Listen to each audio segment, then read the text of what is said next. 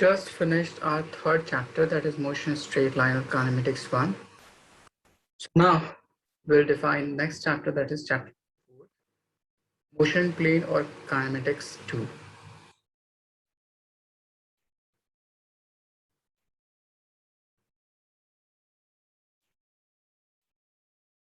The first thing is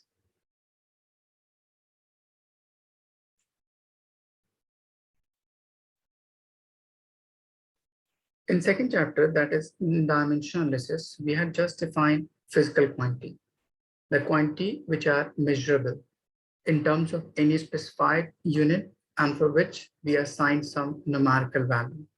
So we can say all measurable quantities are called physical quantity.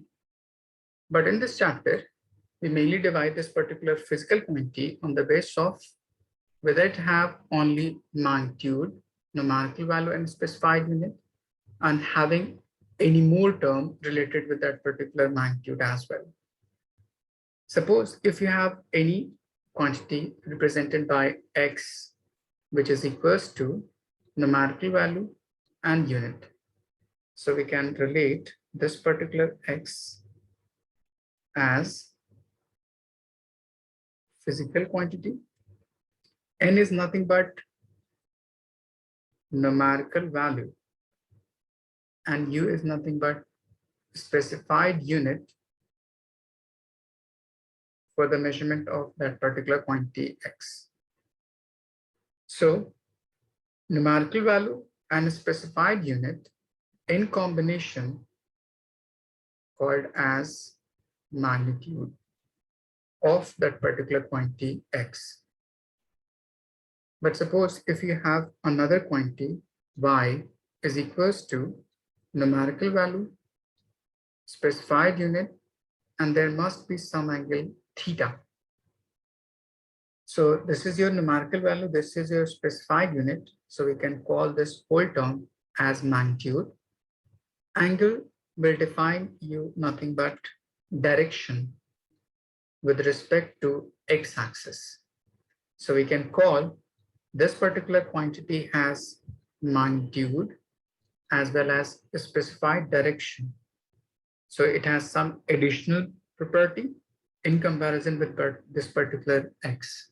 Is it clear to everyone? Yes, sir. So now on the basis of this particular property, we call this particular quantity which having only magnitude. Magnitude means nothing but numerical value and specified unit. So this is your scalar. And this quantity which having both magnitude as well as specified direction, which is mentioned with the basis of this particular theta, and we call this particular quantity as vector quantity.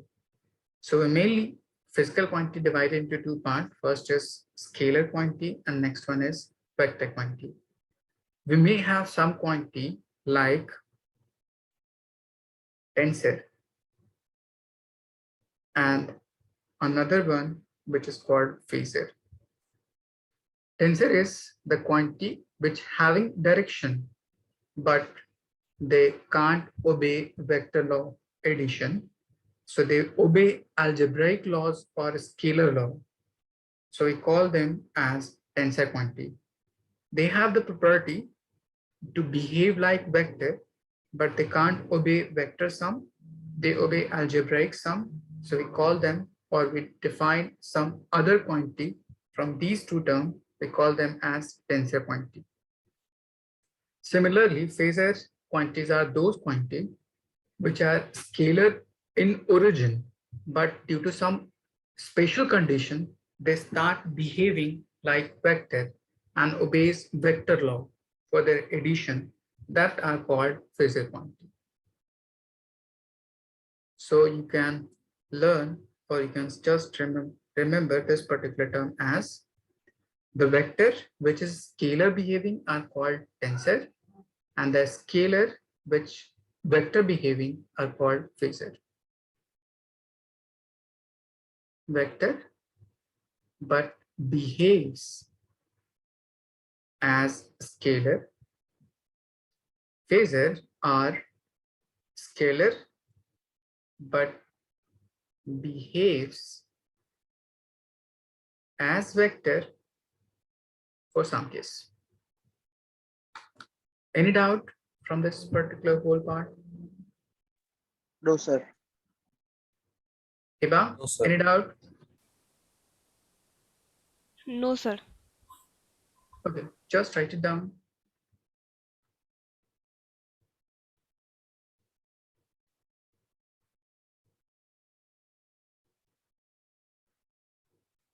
In tensor, we have mainly two parts. First is electric current, and second is moment of inertia, which we learn in our chapter number 6, rotational motion.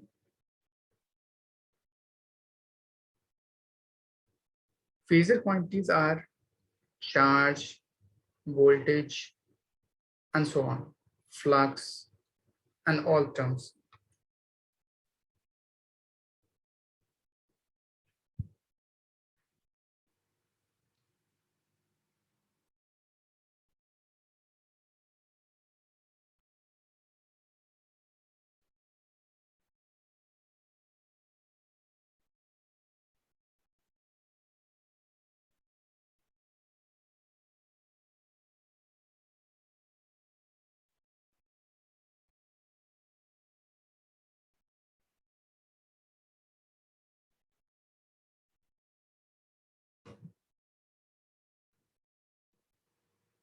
Sir, can you say what you wrote over there? One, In this brown, one, right side in brown. this one, Yeah. tensor, What's the spelling, sir, again? Oh, Tensor. Okay.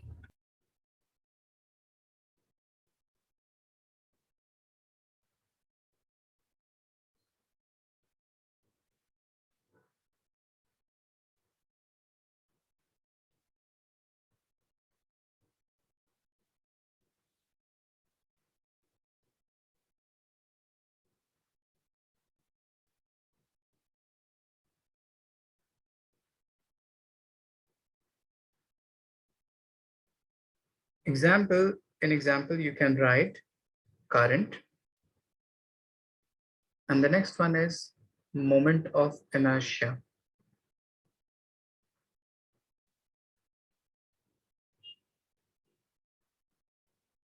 Here, Q is just charge, V is voltage or potential difference, and phi is nothing but flux. These are all electrical terms for which you will learn in your class 12.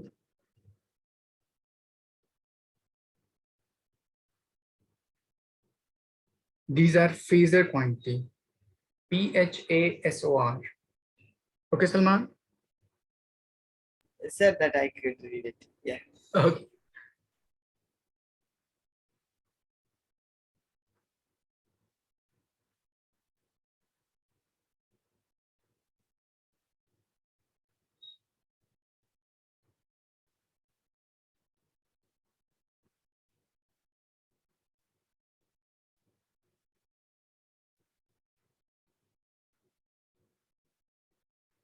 Sir, done. Khalid, have you written? Yes, sir, done. Good. Hiba? Yes, sir. Done. So we have just defined physical quantity on the basis of whether they are scalar or vector or some more term like tensor and phasor. Okay. So first part, we have to define vector. For the vector term, we first try to learn the representation.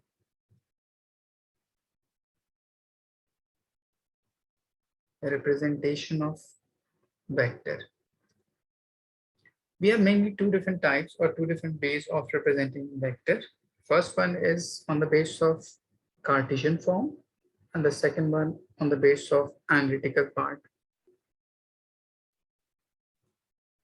First is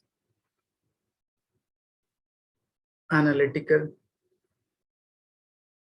way. In this particular representation, vector is represented by arrows, just like this, putting some arrowhead over it. So we have mainly two different parts in this particular representation. First is length of this particular arrow from its tail to tip. So this is nothing but length of arrow, which define you nothing but magnitude in relation with that particular vector quantity. Second part is arrowhead, which define you the direction in which it is acting. So from this, we can conclude if it has both magnitude for its length and both direction in which direction it is oriented. Okay, so this is the first way to represent any vector, which is called analytical method or analytical way. In the second condition, we define in Cartesian form. Cartesian way or Cartesian form. For this particular representation, we define first unit vector. As the name suggesting you, unit and vector means a vector which having only unit magnitude, so it would define you nothing but direction only. So those vectors are called unit vector, having unit magnitude and shows direction only. So we mainly have two different types of unit vector. First is along any given vector, and second one is along any Cartesian plane or coordinate axis. So along coordinate axis, or the second one along any vector itself. This particular term or unit vector along any coordinate axis is also called as universal unit vector. Universal unit vector. Likewise, we have mainly three different coordinate system or three different Cartesian. X-axis, Y-axis, and Z-axis. We have mainly three different axes. On the base of these three different axes, let's call it as X, Y, and Z. A unit vector to define X-axis is represented by I cap. Cap is the sign of that particular unit vector. And I represents along X-axis, and since it is a unit vector, so we assign any cap over it. Similarly, to define Y-axis, we use J and cap over it. And similarly for Z-axis, we define K and cap over it. Is it clear to everyone? So I cap represents unit vector along X-axis. J cap would represent unit vector along Y-axis. And similarly, K cap would represent unit vector along Z-axis. So these are three unit vectors which define the direction along the respective coordinate axis. So we call them as universal unit vector. For the second case, to define unit vector along any vector itself, it is represented by A, and cap over it is equals to nothing but vector divided by its magnitude. So from this, we can define unit vector is equals to vector divided by their magnitude. So what they actually mean, these three terms, I will define you. First of all, any doubt till now? to any one of you? No, sir. No, sir. Iba, is it clear to you? Yes, sir. Salman? Okay, just write it down.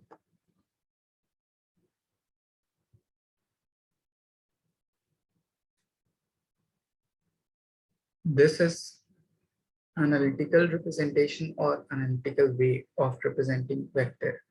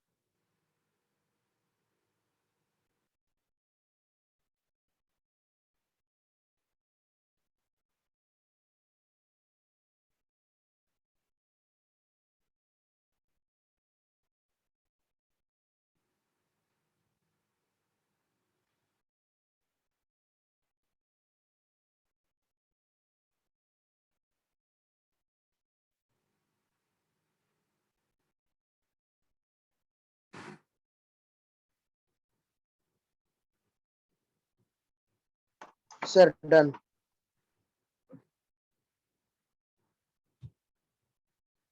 Hamza, done? Yes, sir, done. Salman, Yes, sir. Iba, Yes, sir. Done. good. Now suppose if you have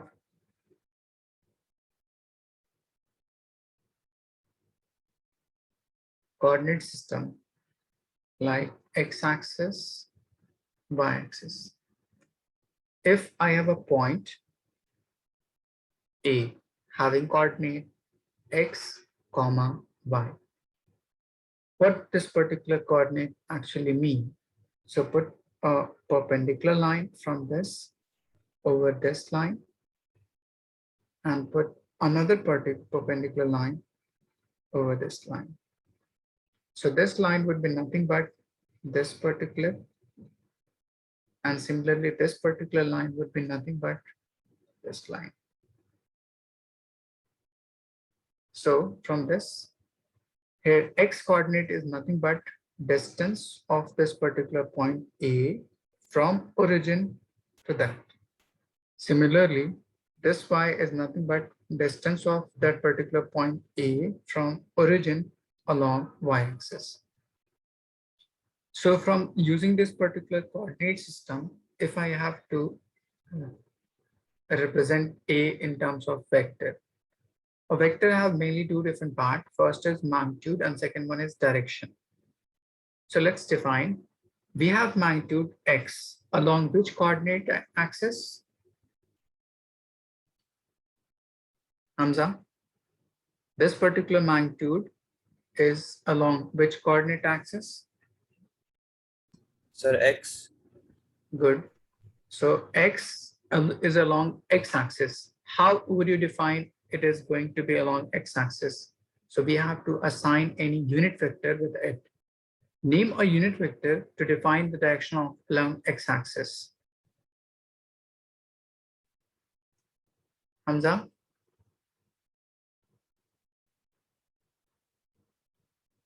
Sir, I. Good. cap. So it would be I cap. Now this whole combined relation would define you nothing but magnitude of x is going along x-axis. So it would be I cap.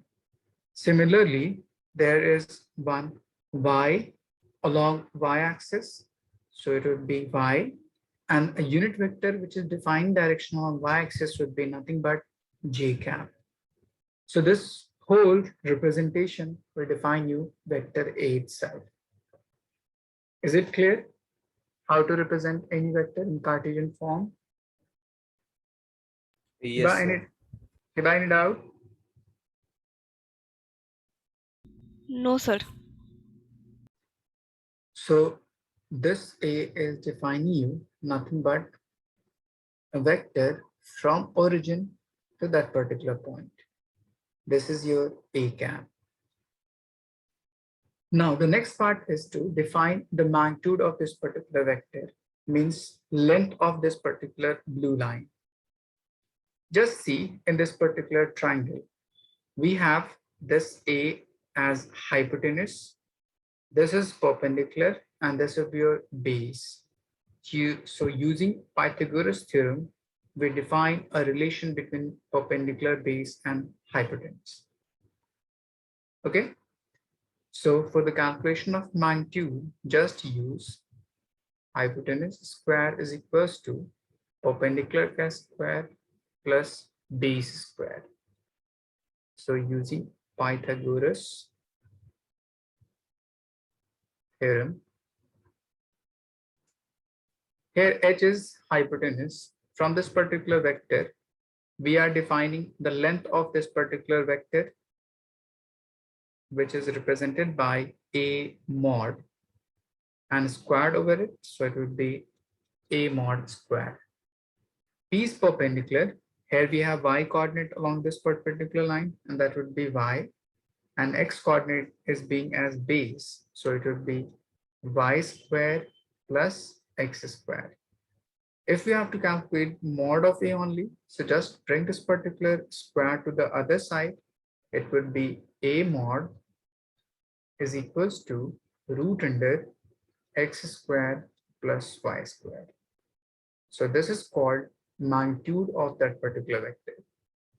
This is called vector itself, and this is your magnitude of that particular vector A. Any doubt? No, sir. Salman?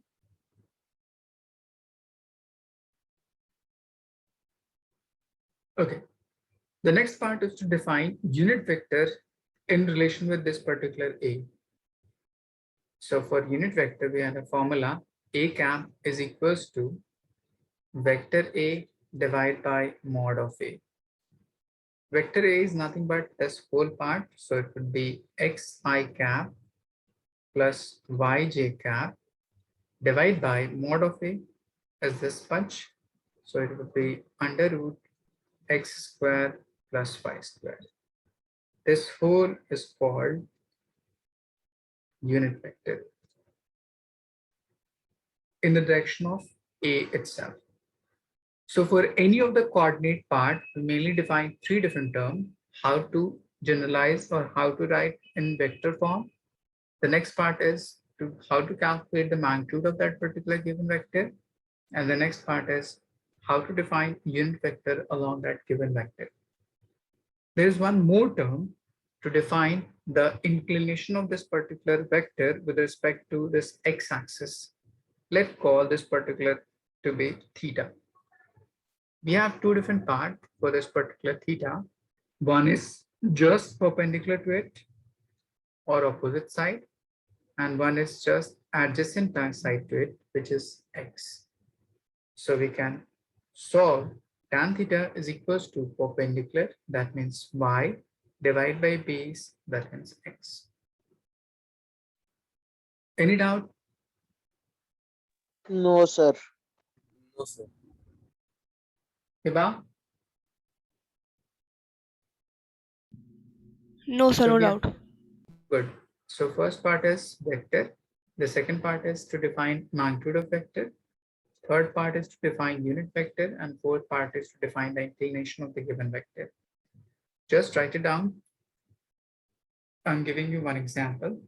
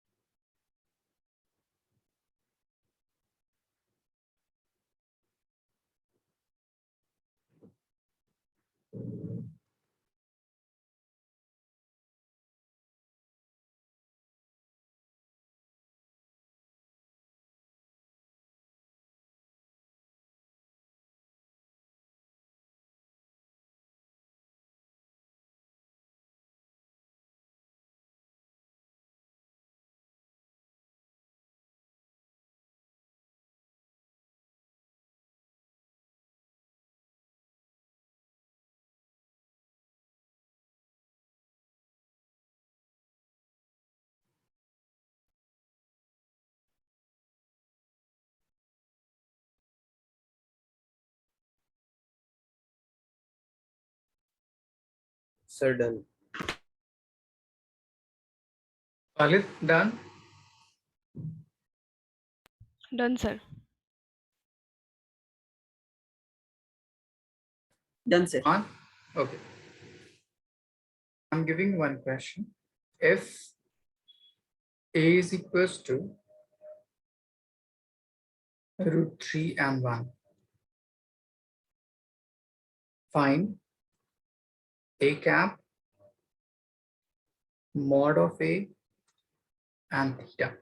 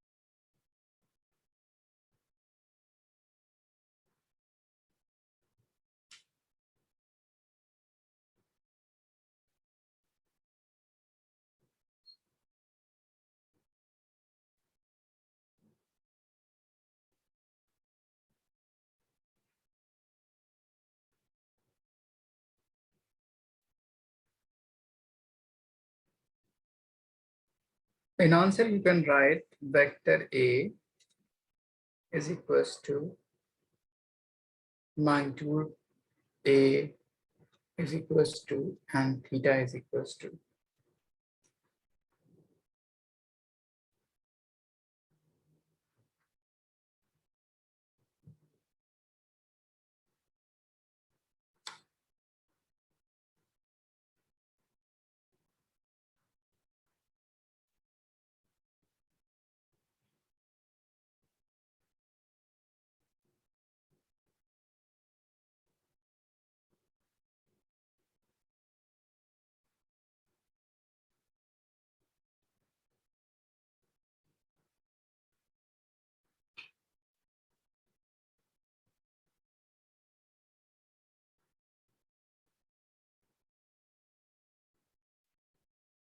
Any doubt while solving?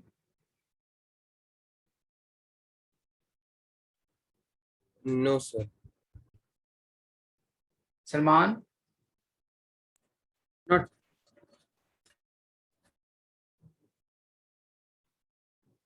until now, not sir. Okay, okay.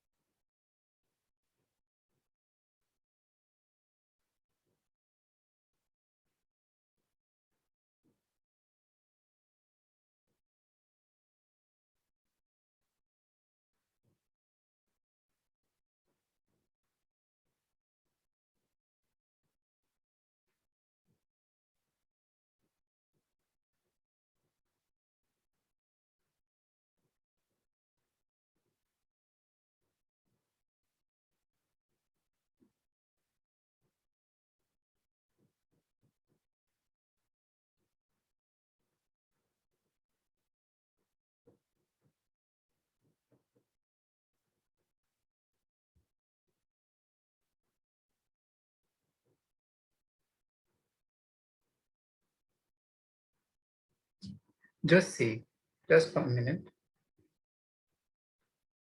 You have to solve it like this. Vector A is equals to root 3 along x-axis, so it would be root 3 I cap plus 1 j cap. So in answer, you would write it as vector A is equals to root of 3 I plus 1 j. Okay, you won't be able to just represent cap over it.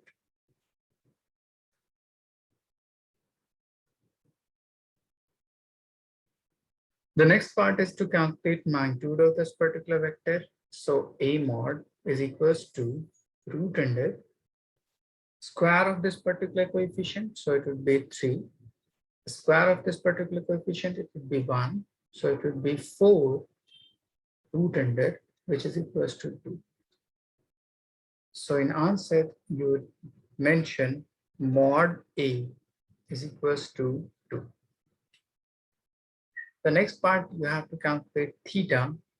It means tan theta is equals to perpendicular divided by base. We have perpendicular y as 1 and base as √3, which is nothing but tan of 30 degree. So theta is equals to 30 degree.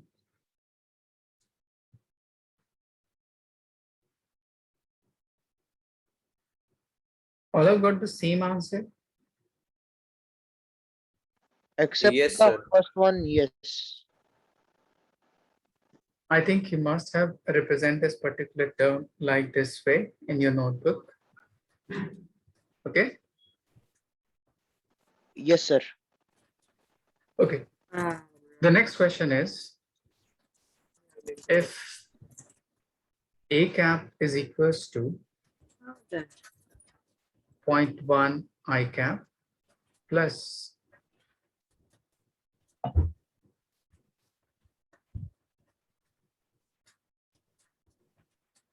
just 1 minute.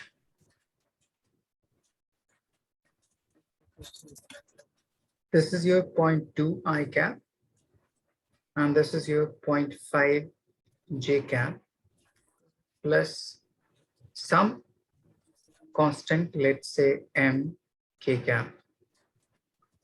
Find the value of M from this particular relation.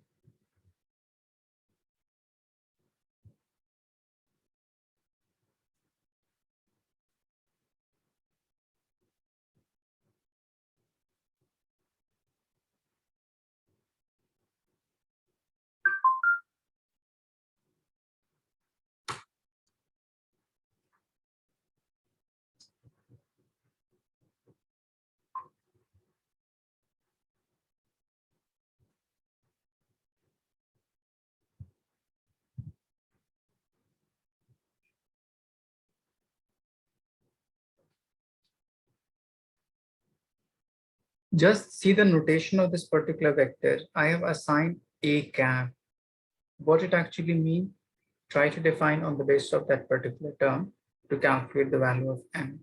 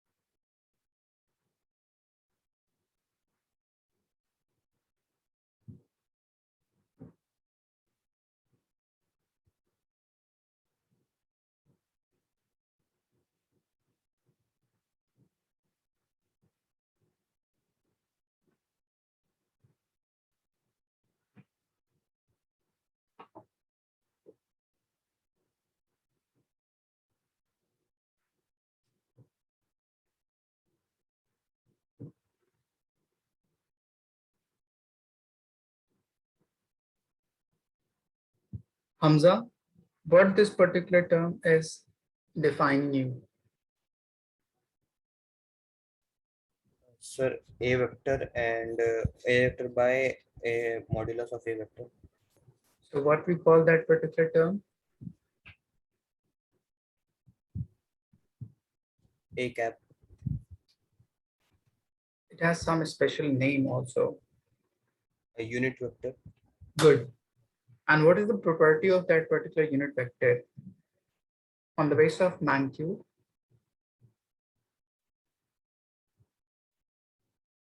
Hiba,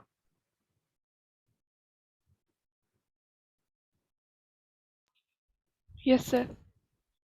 how you define unit vector on the basis of magnitude?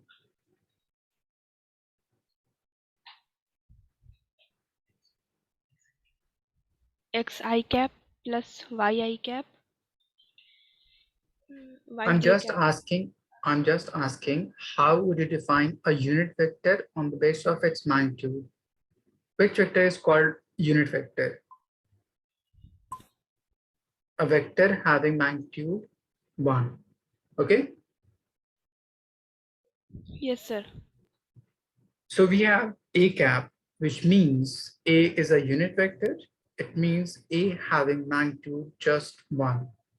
So just try to calculate the magnitude of this whole term and just equate it to 1. From that particular equation, you would definitely find m. This is the main logic behind this question.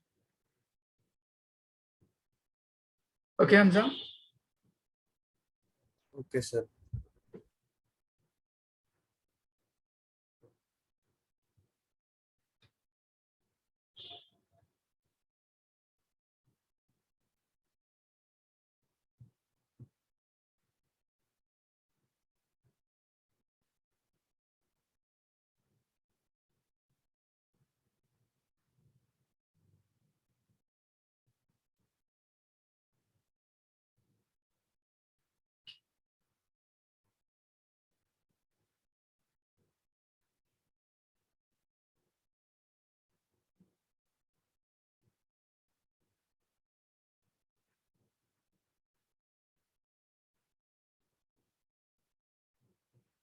Write your answer in terms of root only.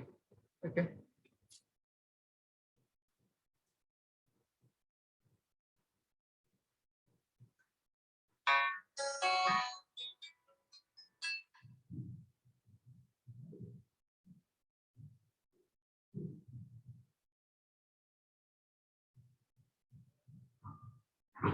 Good. Sir, we have to like further divide that root or leave the answer root only.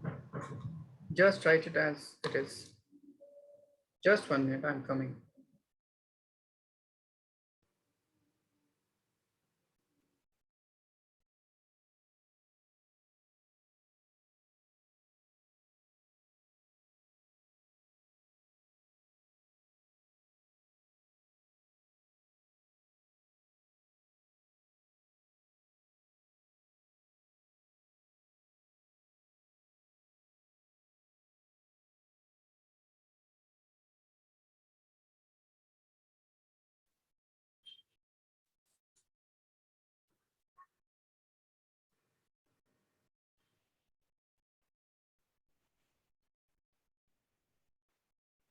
Khalid, what was your question?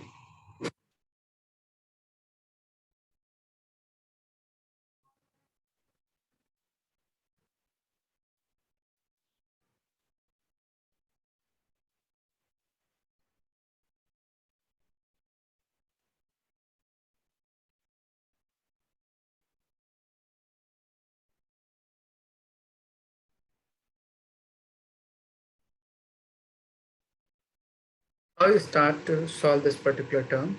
You just write it as a cap mod is equals to 0.2 squared plus 0.5 squared plus m squared.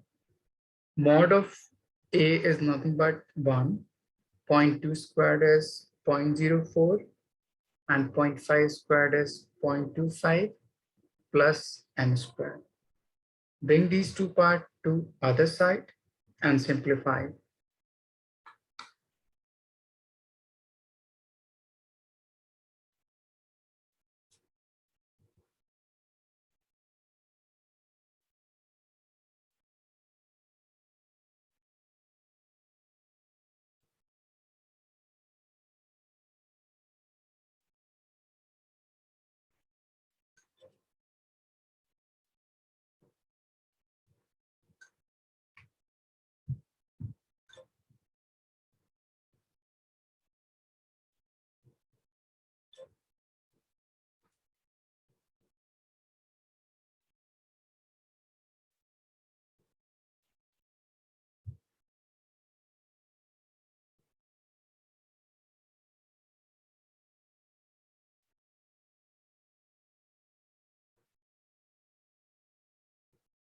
Hamza, we solved. Sir, almost done.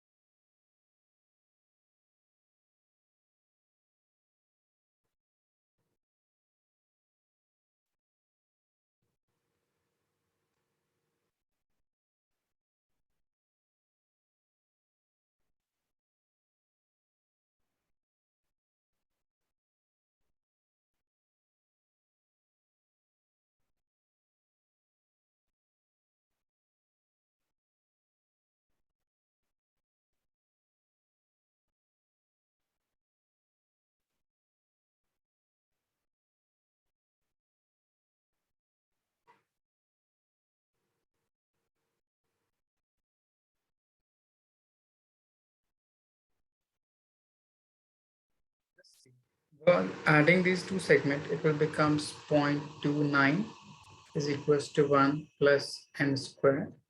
On bringing it to the other side, it will be 1 minus 0.29. It will be m squared. Just subtract 0.29 from this one. Consider it as 100. So 100 minus 29 is 71. So it will be 0.71 is equals to m squared. So take the square root like this. Is it clear? Hiba?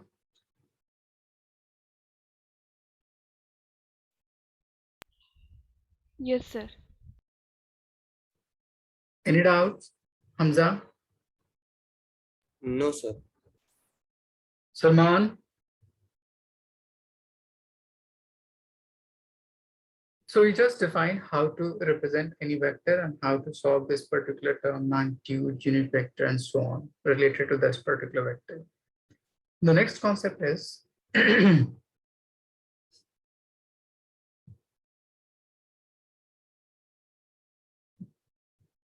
sliding of a vector. How a vector can be slid such that its magnitude and its direction or angle would remain the same. Suppose if you have a vector like this, you can slide this particular vector along the same path along this way, keeping its same magnitude, along this path, along this path, and along this path.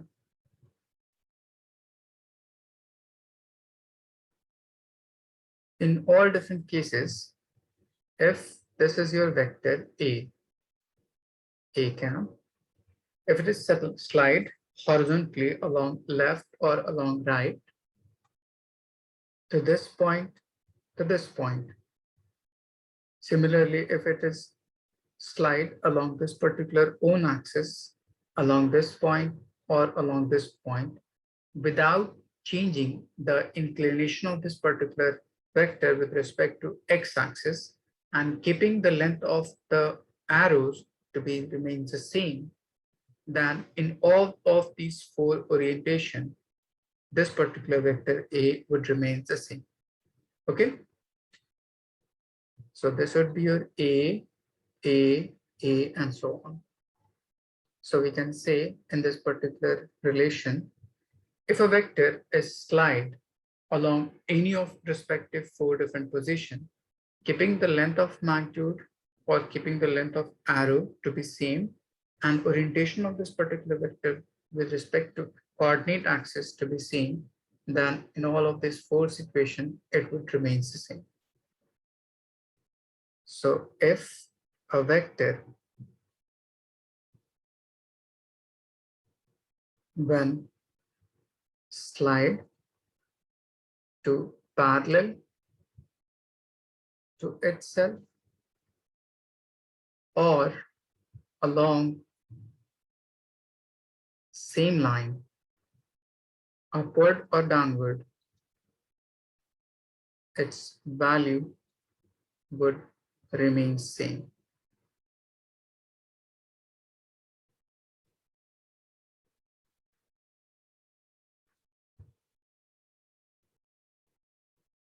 Is it clear? Yes, sir. Khalid?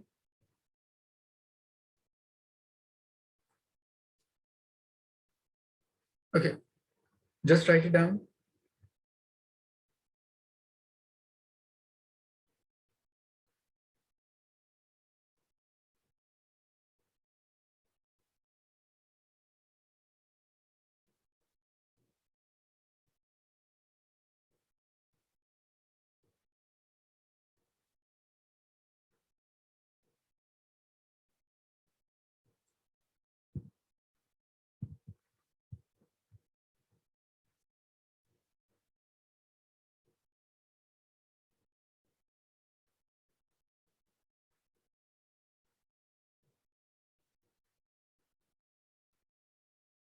On the basis of this particular sliding of a vector, we define another property which is called equality of two vectors.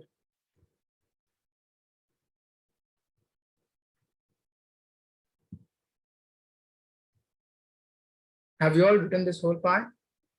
Sliding of Sorry, vector. what is that? Equality of two? Two vector.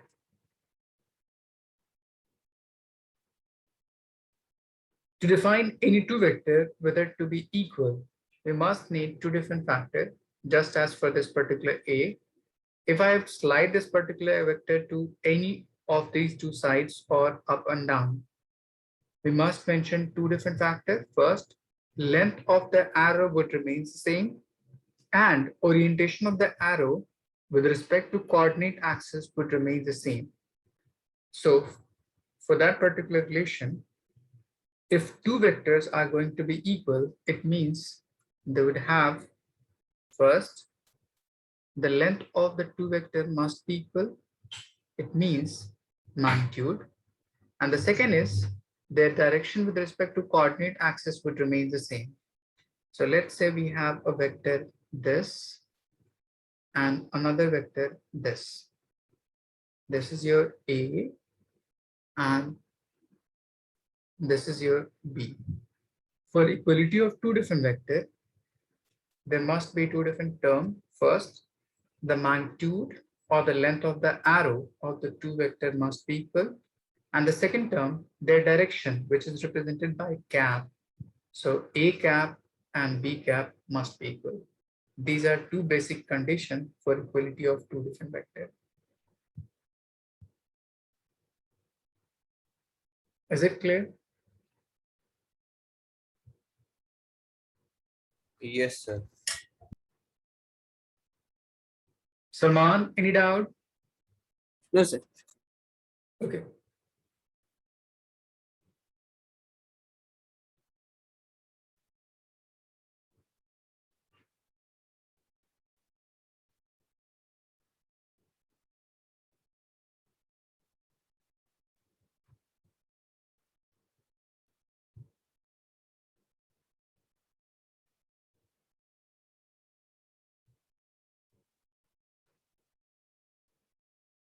Hiba, any doubt till now?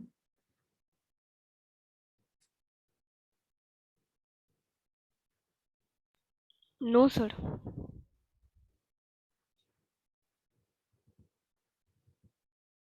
Have you all written? Yes, sir. Hamza, done? Yes, sir. Done. Sir, done. Done. So we have just defined how to slide any vector. On the basis of that, we define equality of any two vector. The next problem is how to define the angle between any two vector. Angle between any two vector. To define angle, just rearrange the tail of the two vector to one side. For that particular relation, we define two different types of vector. First one is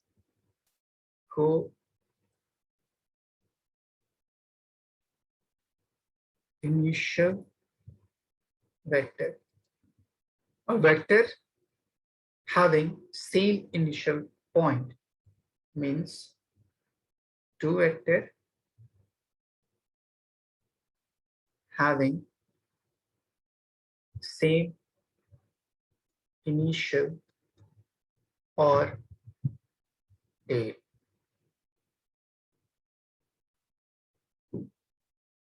Similarly, there is one more term that is called co-terminal vector. If two vectors terminate at same point, ends at same point means having same head. If two vectors having same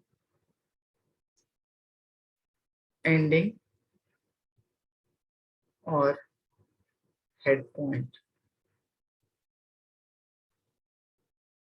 Like if you have a vector this and this having same common initial point like this, so these two vectors are called co-initial vector.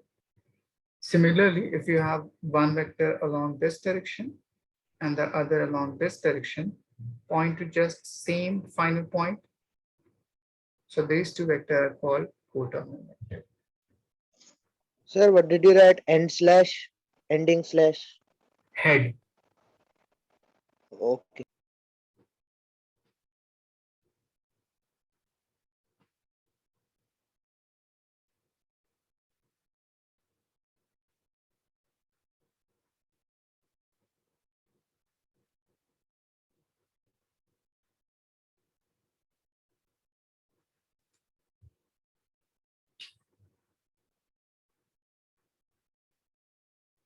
So from this, we define angle between any two vector is nothing but the angle formed at co-initial or terminal point, and it should be the smaller part. The smaller angle formed at co-initial or co-terminal point is called the angle between the two vectors. It's called the angle between two vectors. I'm giving you example related to this. First of all, write it down.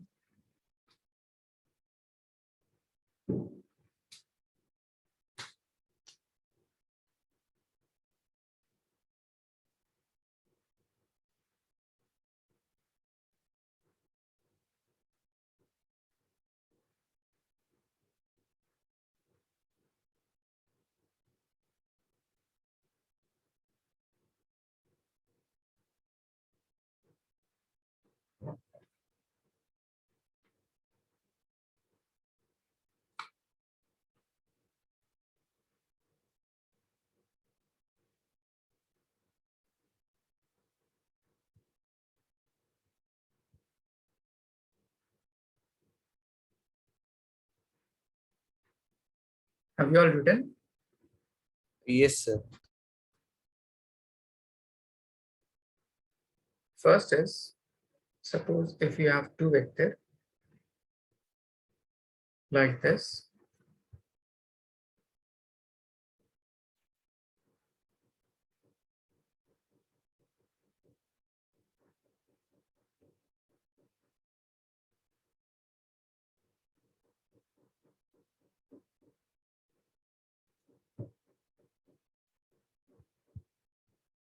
Here we have A vector along this direction and B vector along this direction, A and B. And this is your 330 degree. Here we have A along this direction and B along this direction.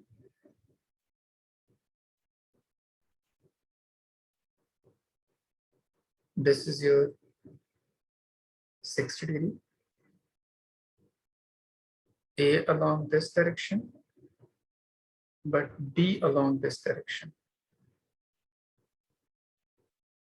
And again, it have 45 degree. Find angle between these two vectors in each case. Find theta in each case.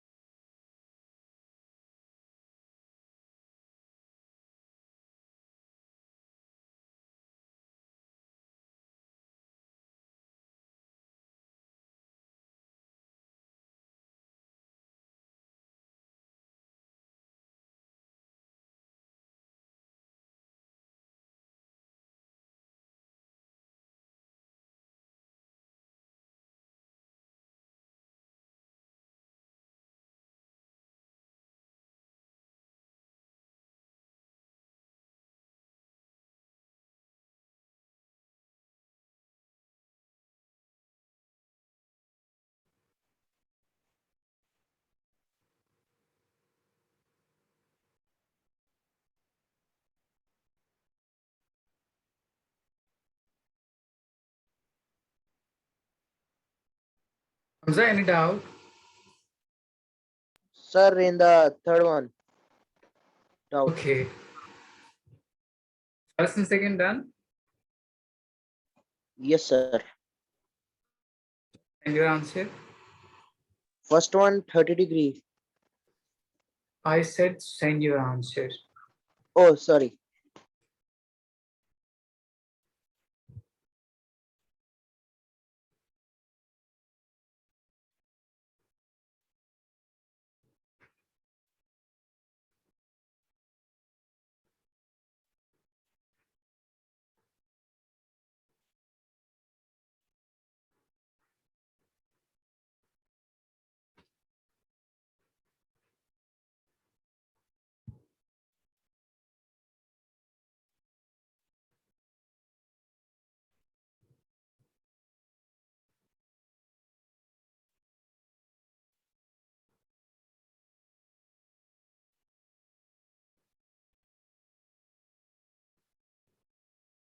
Okay, Khalid.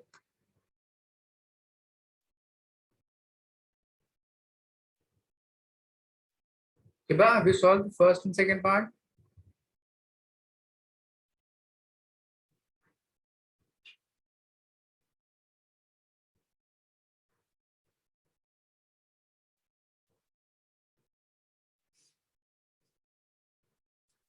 What is this? 45 degree? Khalid?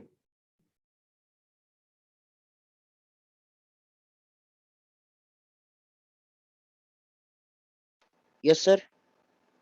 We have angle 45 degree in this part. So we have to somehow rearrange these two vectors to form them as co-initial vector or co-terminal vector.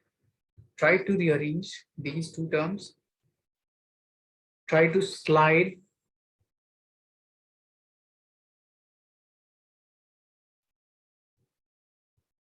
Hamza, have you done first and second?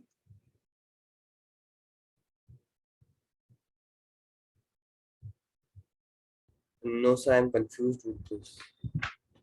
Okay, just see. In the first part, as I have mentioned you in this particular term, while if two vectors are arranged such that they form co-initial vector or they form co-terminal vector, then define the smaller angle formed between them. So we have first part, these two vectors are starting from the same point, so we can call these two vectors as co-initial vector. So we have mainly two different angles in this particular part. This is your first and this is your second. Which one is the smaller part? Sir, the second one. This one, and Yes, it will be sir. nothing but 30 degree. As we all know, for a whole complete circle, the total angle would be 360 degree. So the smaller angle between these two vectors would be nothing but 30 degree. So theta in this particular condition would be just 30 degree. Okay, sir. Ba? Yes, sir. Similarly, in the second part, just see these two vectors are pointing to the same final point. So we can call them as co-terminal vector. Yes, sir. So just see the angle formed between these two vectors. There would be one angle to the outer, that would be reflex angle, and that one angle would be innermost part, that would be 60 degree. So which one would be the smaller part? Sir, 60 degree. So theta in this particular condition would be 60 degree. Salman, is it clear? Yes, sir. Now, there is no relation in this particular third question to define their co-initial or co-terminal. So the next property is to we somehow try to manage or try to slide one vector over the other by using the rule of the sliding of vector. So just draw a vector over it like A and slide along its own direction like this. It would be along this point. So it will also represent this particular vector A. Is it clear? Sir, As we can you have not already- slide it to the to its side? Yeah, we can. We can slide it to this as well.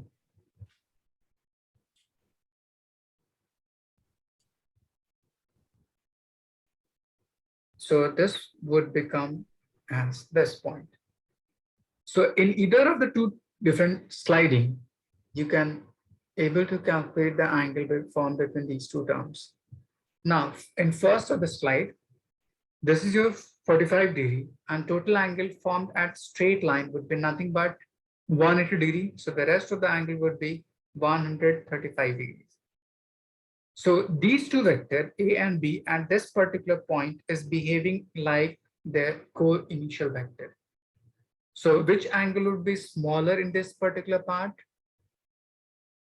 This angle or the outer angle? This angle.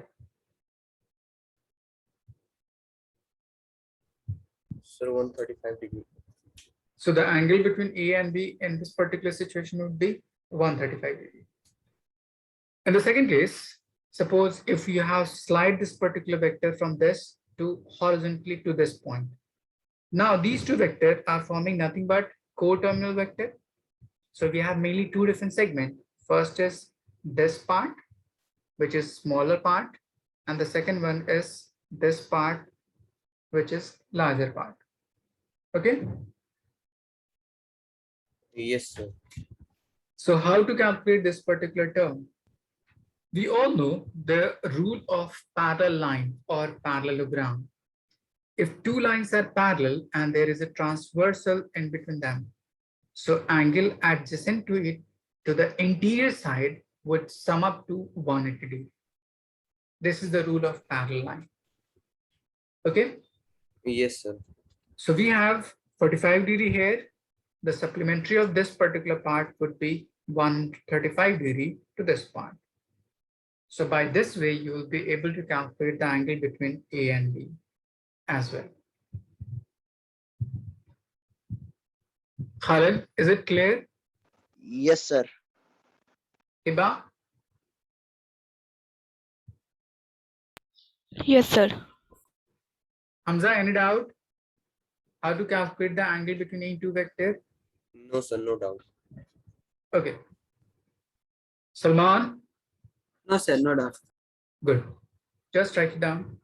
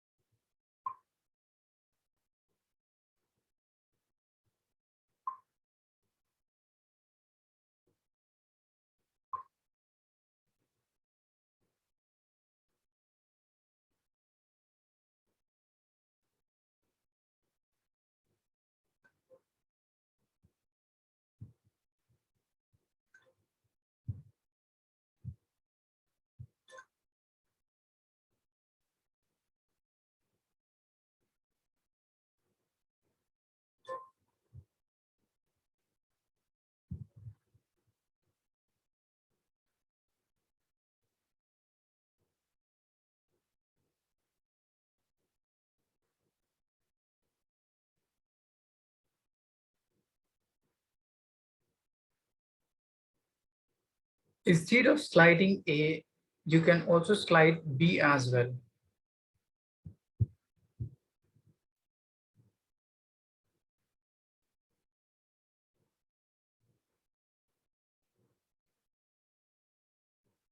Have you all written? Yes, sir. Yes, sir. Hiba, Yes, sir. Salman, done? Okay. The next part is to operation on different vector. Operation on vector. In physics, we have mainly two different operations. First is addition and second one is multiplication. Subtraction is nothing but reverse of addition, or we can say additive inverse is nothing but subtraction. Similarly, division is nothing but multiplicative inverse, and there is no meaning of division in vector. So we mainly do addition and multiplication. Okay. So first thing is addition of two vectors. As we have two different way of representing any vector, so we can add them in two different ways. First one is using Cartesian form, or we can call algebraic method.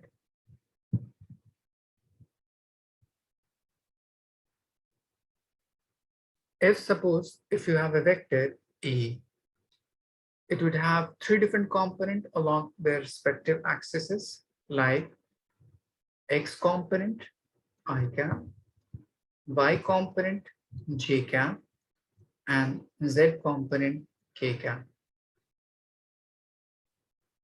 Another vector which is P, which is equals to x component I cap, y component j cap, and z component k cap.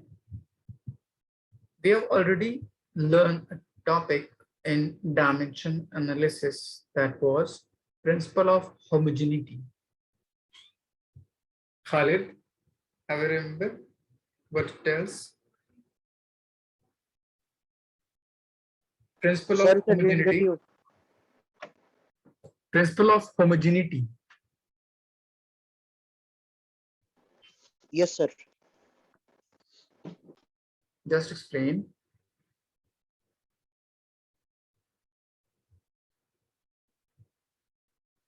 Hamza.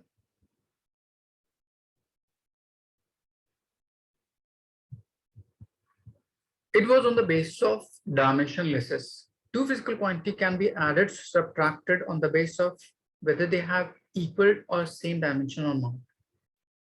As we have done in our earlier classes in mathematics for like terms and unlike terms, two like terms would be added or subtracted. Similarly, in this particular vector, two terms having same unit vector would be added or subtracted. Likewise, we have three different components for vector A and three different components for vector B. So while adding these two vectors, I cap and I cap will be added together. Similarly, J cap and J cap will be added together, and K cap and K cap will be added together according to principle of homogeneity.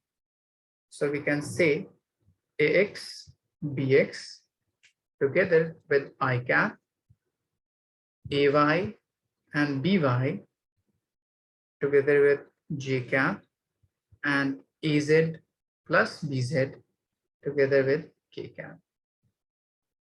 Is it clear?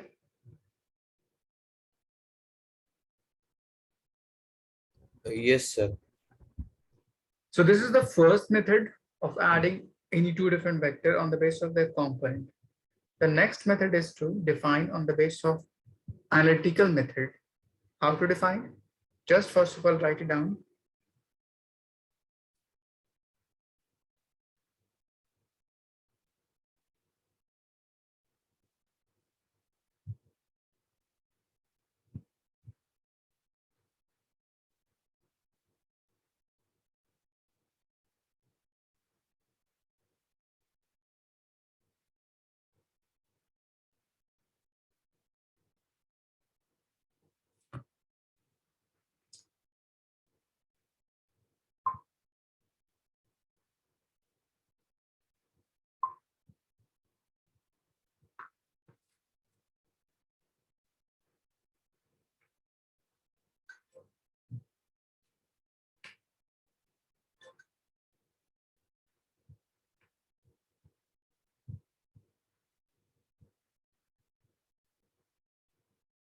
Done. Yes, sir.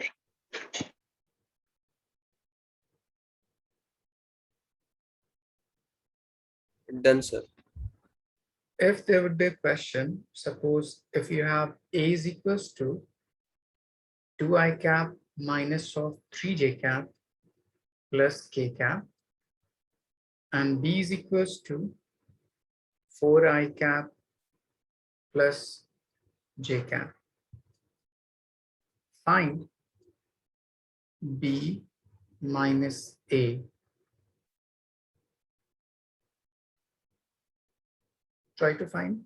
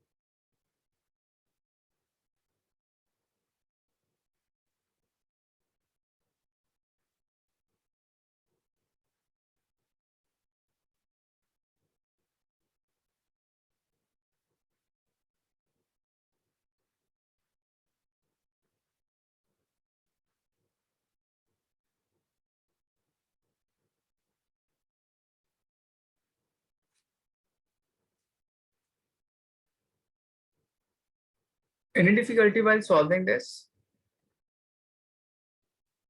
No, sir. First, write vector B and put a negative sign in between and write A. Likewise, just write B, negative sign, and just write the value of A. And try to subtract them.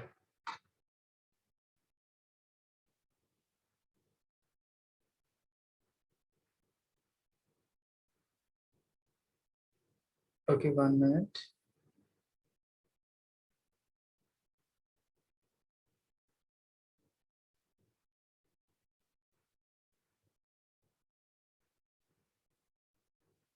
There is some mistake in Khalid. Just check your answer. No.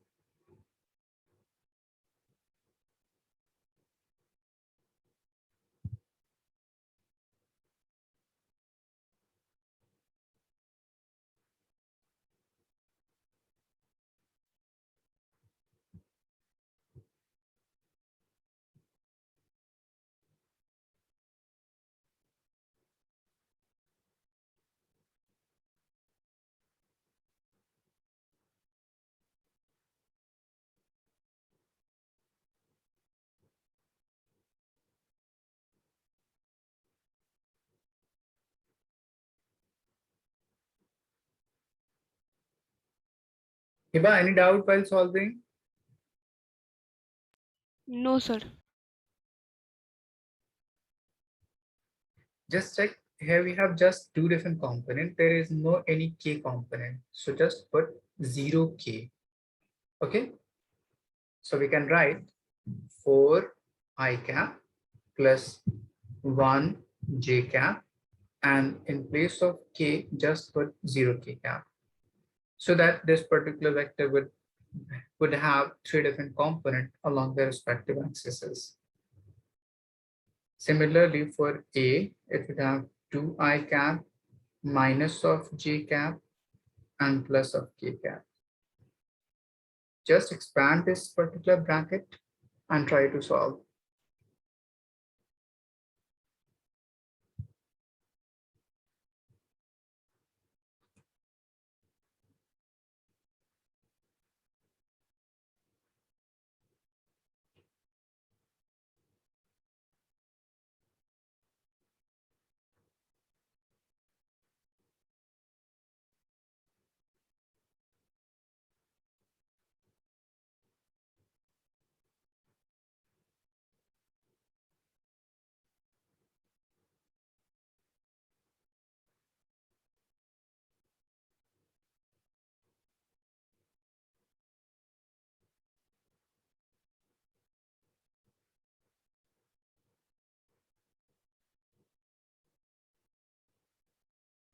Khalid, just check your answer. There is a little mistake.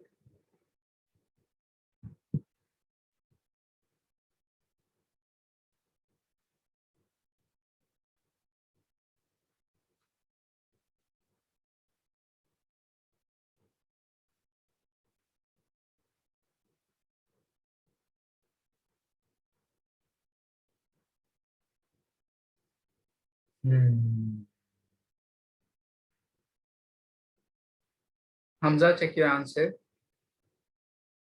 Yes, Khalid, now it's correct.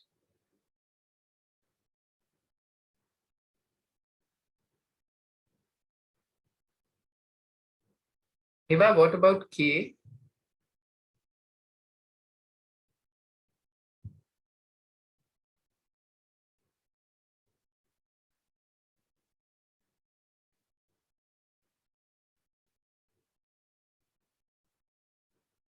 Salman, send your answer.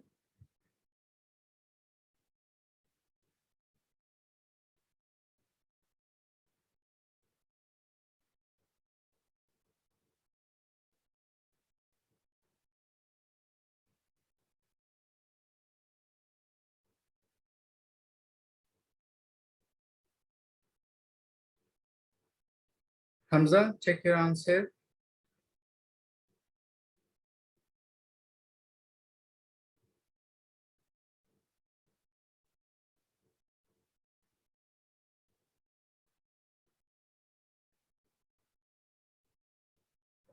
Just 1 minute.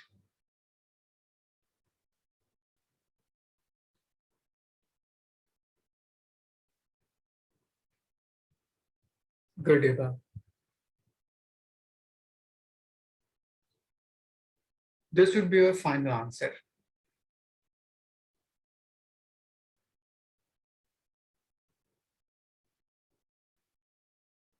Okay, Hamza? Okay, sir. Salman, Yes, sir. is it the same? Yes, sir. Okay, so we have mainly defined how to add two different vectors algebraically on the basis of their component. The next method is to define analytical method.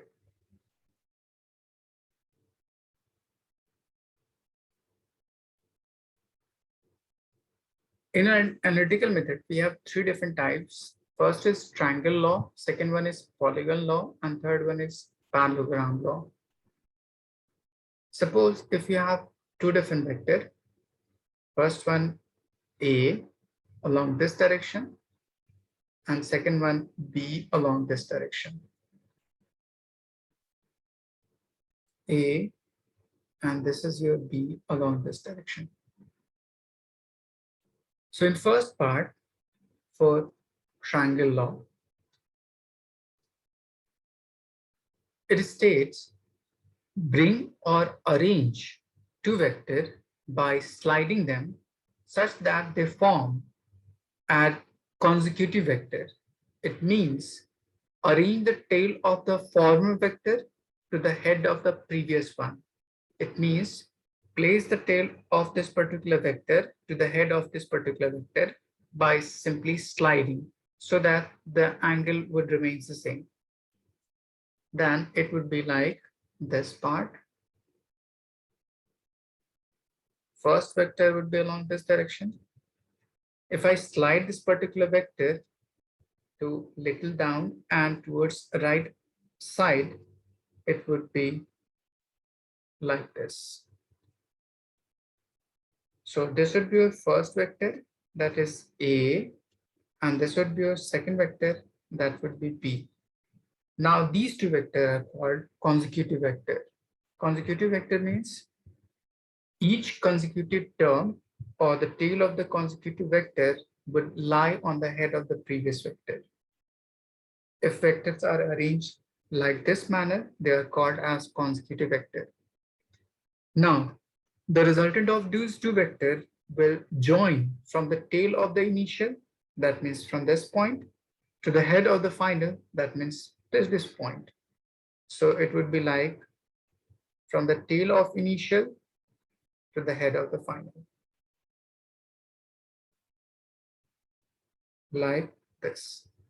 So this would be your resultant of these two parts. Is it clear? Yes, sir. So I'm just stating you what triangle law actually define. Put the tail of second vector to the head of first so that they would be consecutive vector.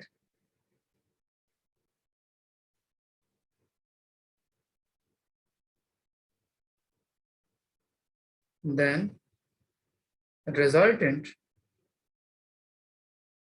will join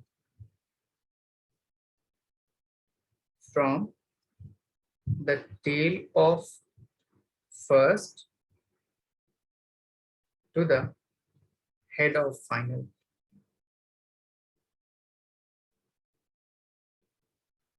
So we can call R is equals to A plus B. Is it clear?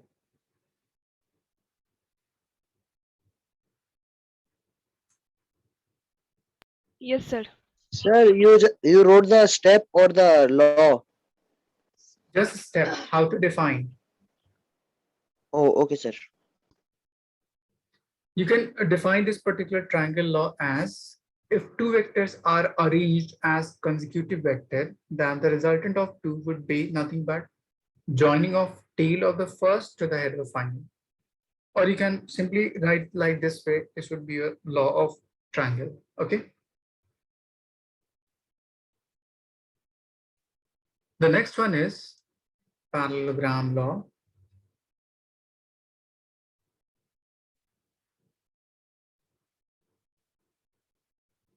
For parallelogram law, arrange two vectors to form co-initial or coterminal. Like if you slide this particular vector B to one side, let's say you have vector A and another vector B to one side. Or you may slide B to this side or A to this side, such that they would form co-initial or coterminal.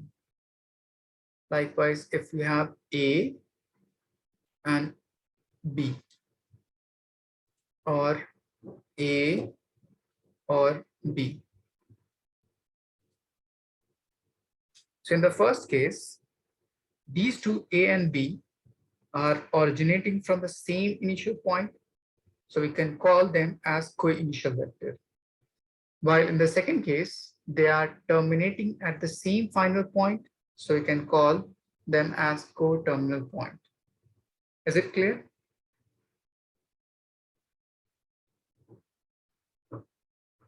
Hamza? So can you explain once again?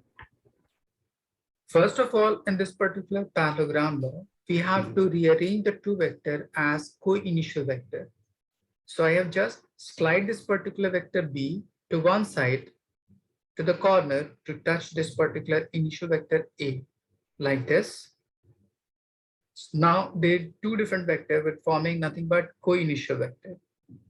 In the second case, I have just moved vector A to the upper portion to touch the head of that particular vector B like this, so that they form co-terminal vector.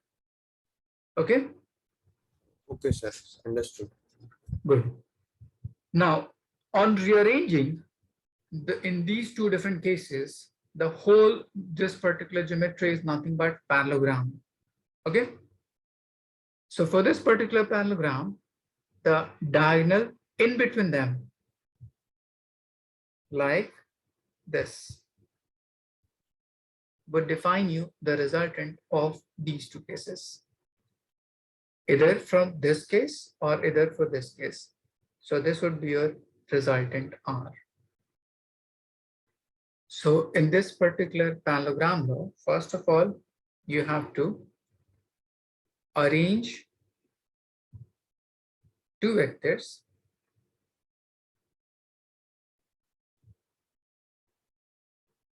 such that they form co-initial or coterminal.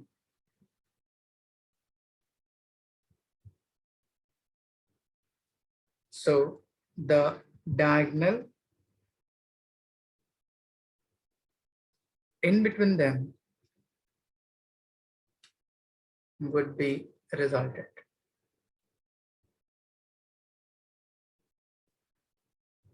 So here R is equals to A plus B. Is it clear to everyone? Yes, sir. Khalid, any doubt? No, sir.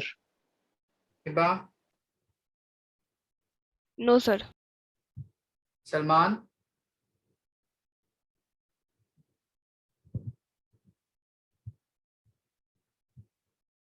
Okay, just write it down.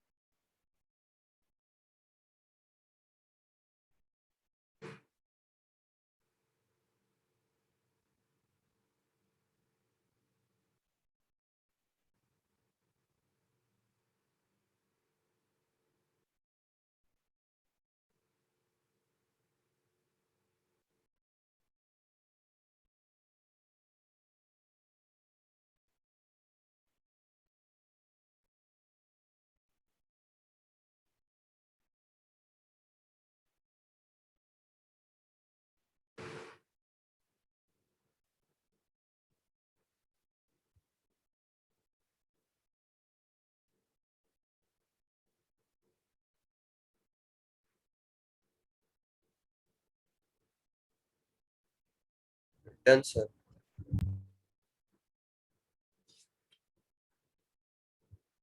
Sir, done. You are done.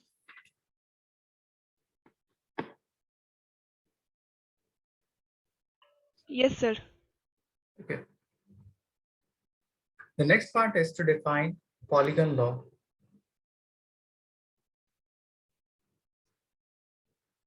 For polygon law, we need more than two vectors and apply the same logic of triangle law. Just see in these two cases. In either of the two different laws, we are doing nothing but same thing. We, instead of sliding this particular B, we have just placed it over here like this. If we place this particular B to this one side, these two lower side would be forming nothing but a triangle, same as triangle law. Okay. So in either of these two different laws, we are doing nothing but the same term. So just learn one thing, whether triangle law or whether parallelogram law, to define any of the resultant of the two vectors. Now, for defining polygon law, we must need more than two vectors and apply the same logic of triangle law to form consecutive vector. If you have vector A, place another vector on head of it, place next vector to the head of it, and so on, like this one. So this is your vector A, this is your vector B, this is your vector C, and this is your vector D. On rearranging all different vectors in consecutive sequence, just see the tail of first vector and head of final vector. The vector with joints in between them would be the resultant of these two vectors, or sum of the resultant of these whole vector. I'm defining you this. Suppose for this segment and for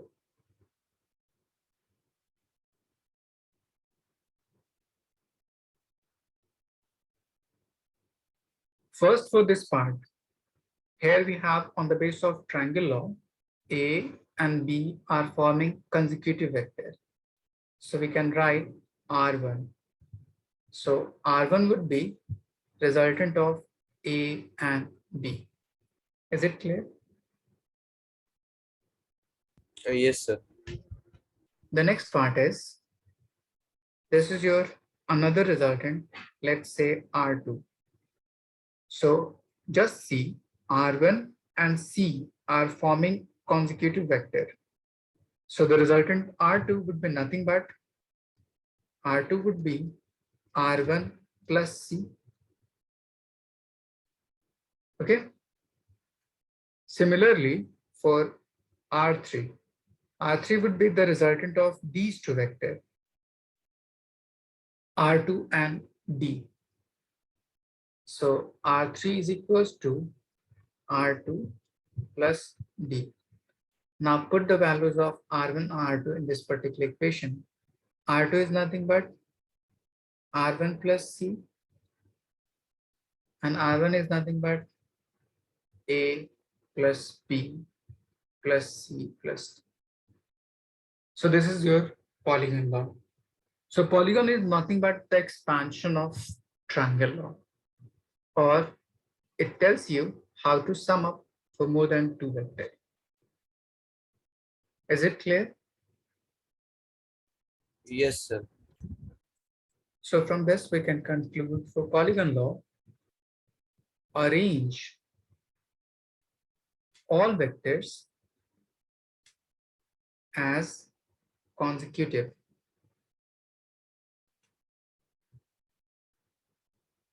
Vector. Then the resultant will join from the tail of initial to the head of final.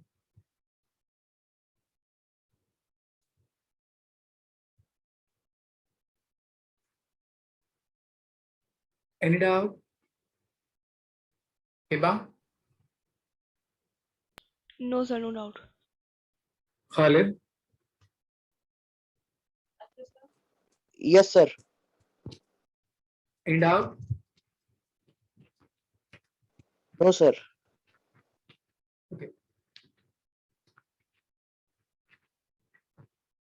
Salman?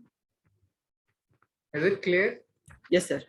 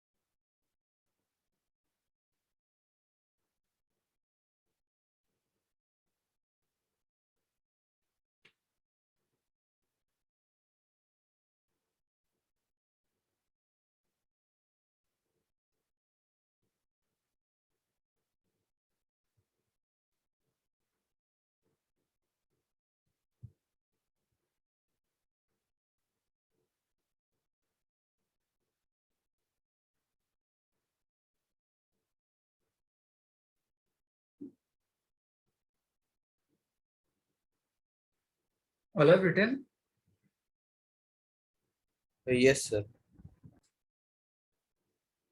Khalid? Done? Yes, sir. Done.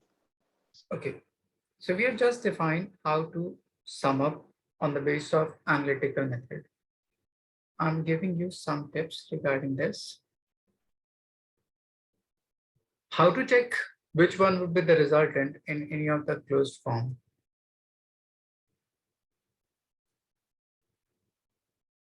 To check the resultant.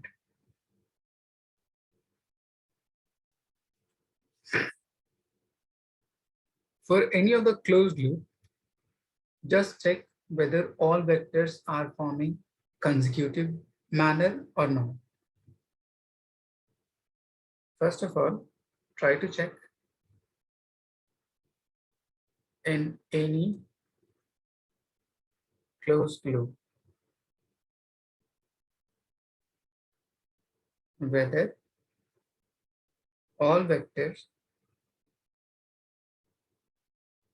are consecutive vector or not.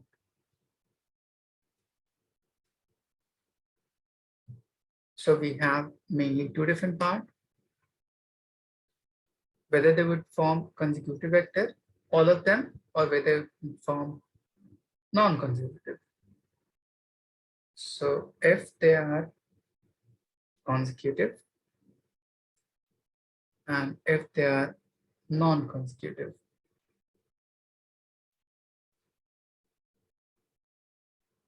I'm giving an example. First, we have this. Second, we have this. And third, this one. Let's say we have A, B, and C.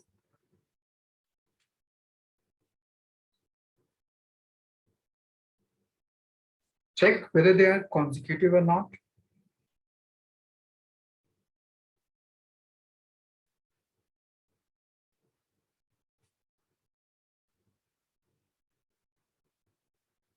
whether they are all going along same orientation or not. No, sir. No, sir. Different orientation. Okay, B and C are aligning along same orientation, but A is in different. C and B are along same orientation and A is different. Okay, Yes, sir. so whenever there is a relation like this, so just check on which point a head and a tail is joining. Just see.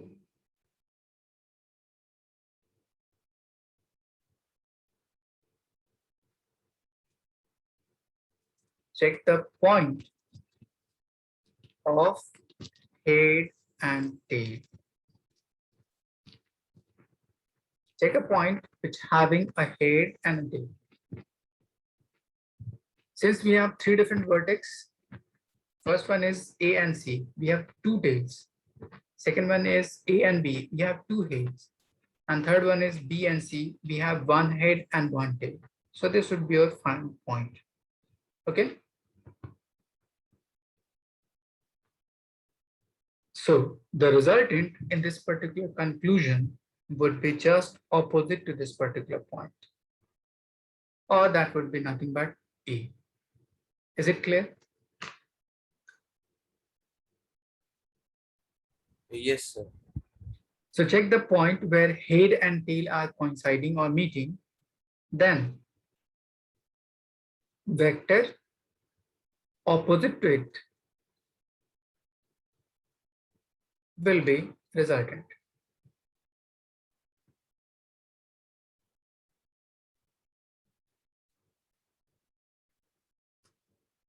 Is it clear, Hiba?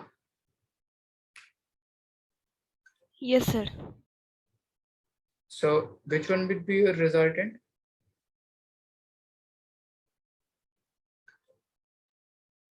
A vector. Yeah, so A vector is equals to B plus C or C plus B. So we can write vector A is equals to vector B plus C or vector C plus B as vector obeys commutative law. Next one is if they are forming consecutive loop. Let's say we have A, we have B and C. They all are forming closed loop. A, B, and C. These all three are aligned along same orientation in anti-clockwise direction. Okay. Yes, sir. So if you replace one of vector, if you just reverse one of any three vector, like suppose if you reverse A, it would be like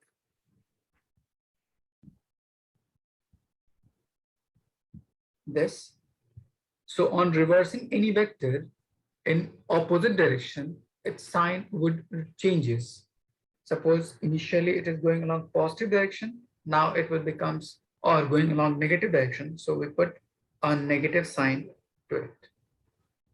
Is it clear? Yes, sir. Now check which one is the tip or the point containing a head and tail.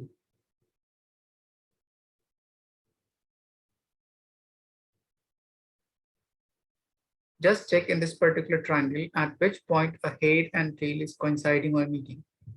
Sir, vector C. Vector B and C, not just C. At this point. Yes. So which vector would be the resultant of these combination? So vector A. Minus A. Yeah, minus A. So we can write minus A is equals to B plus C. If we bring this particular minus A to opposite side, we're left with nothing but 0 is equals to A plus B plus C. So I have just defined a relation. If a closed loop is formed by rearrangement of consecutive vector, their sum would be always 0. Is it clear? Yes, sir.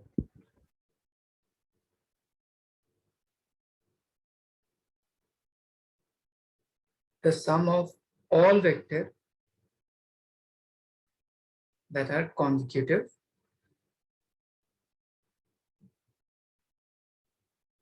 forming closed loop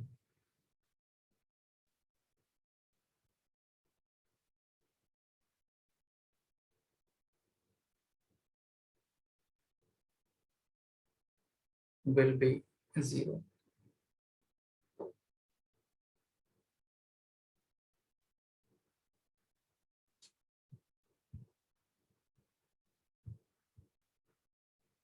Any doubt?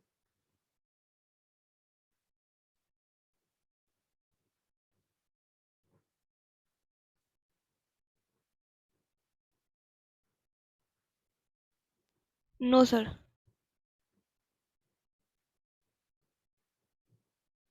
Khalid, Yes, sir.